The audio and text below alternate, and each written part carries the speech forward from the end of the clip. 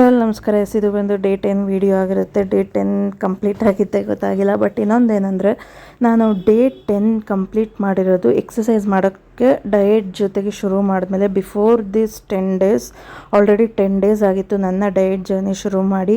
Because ನಾನು ಒಟ್ಟಿಗೆ rush up ಆಗೋದು ಬೇಡ, ಎಲ್ಲ ಒಟ್ಟೊಟ್ಟಿಗೆ. ಯಾಕಂದರೆ ಇವಾಗ ನಾವು ತಿನ್ನೋದು ಕಡಿಮೆ ಮಾಡಿದ್ದೀವಿ ಅಥವಾ ತಿನ್ನೋದನ್ನ ಪಾರ್ಷಿಯಲ್ ಆಗಿ ಎಲ್ಲ ಸಮಾನವಾಗಿ ತೊಗೊತಿದ್ದೀವಿ ಅಂದಾಗ ನಾನು ಎಷ್ಟು ಬರ್ನ್ ಮಾಡಬೇಕು ಅಂತಿರ್ತೀನೋ ಅದಕ್ಕೆ ನನ್ನ ಬಾಡಿ ಸಪೋರ್ಟ್ ಮಾಡುತ್ತೋ ಇಲ್ವೋ ಅದಾದ ತಿಳ್ಕೊಬೇಕಾಗಿತ್ತು. ಅದಕ್ಕೋಸ್ಕರ 10 ಡೇಸ್ ಬಿಫೋರೇ ಡಯಟ್ ಶುರು ಮಾಡಿದ್ದೆ.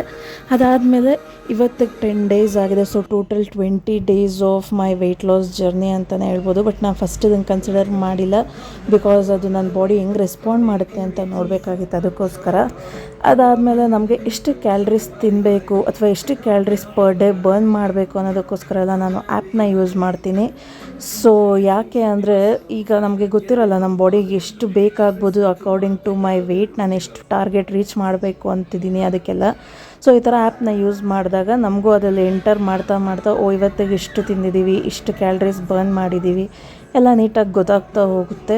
This is the main thing which is helping me out a lot ಅಂತಲೇ ಹೇಳ್ಬೋದು. ಬಿಕಾಸ್ ನನಗೆ ನನ್ನ ಮೇಲೆ ಕಂಟ್ರೋಲ್ ಇದೆ ಅನ್ನೋದಕ್ಕಿಂತ ಹೆಚ್ಚಾಗಿ ಅದರಲ್ಲಿ ಎಂಟರ್ ಮಾಡಬೇಕು ಅನ್ನೋದಕ್ಕೋಸ್ಕರನಾದರೂ ಟೈಮ್ ಟು ಟೈಮ್ ಕರೆಕ್ಟಾಗಿ ತಿನ್ನೋದಾಗಿರ್ಬೋದು, ಇಲ್ಲ ಎಕ್ಸಸೈಸ್ನ ಟೈಮ್ ಟು ಟೈಮ್ ಕರೆಕ್ಟಾಗಿ ಮಾಡೋದಾಗಿರ್ಬೋದು ಮಾಡ್ತಿರ್ತೀನಿ. ಬಿಕಾಸ್ ನನಗೆ ಗೊತ್ತಾಗಬೇಕಲ್ವ ಎಷ್ಟು ಕಡಿಮೆ ಆಗ್ತಿದ್ದೀನಿ ಅಥವಾ ಎಷ್ಟು ತಿಂತಿರೋದು ಕರೆಕ್ಟಾಗಿ ತಿಂತಿದ್ದೀನಿ ಅಂತ ಎಲ್ಲ. ಸೊ ನಾನು ಮಾರ್ನಿಂಗ್ ಬ್ರೇಕ್ಫಾಸ್ಟ್ಗೆ ಇವತ್ತು ಸಲಾಡ್ ತೊಗೊಂಡಿದ್ದೆ, ಎಗ್ ಸಲಾಡ್. ಅದಾದಮೇಲೆ ನನ್ನ ಮಗನಿಗೆ ಊಟ ಮಾಡಿಸ್ತಿದ್ದೆ. ಅವನೇನೋ ಒಂದು ಹೇಳ್ತಂಗೆ ಕೇಳಿಸ್ಕೊಳ್ಳಿ. ನೀನು ಬಿಗ್ ಬಾಸ್ ಯಾಕೆ ನೋಡೋದು ಕಂದ?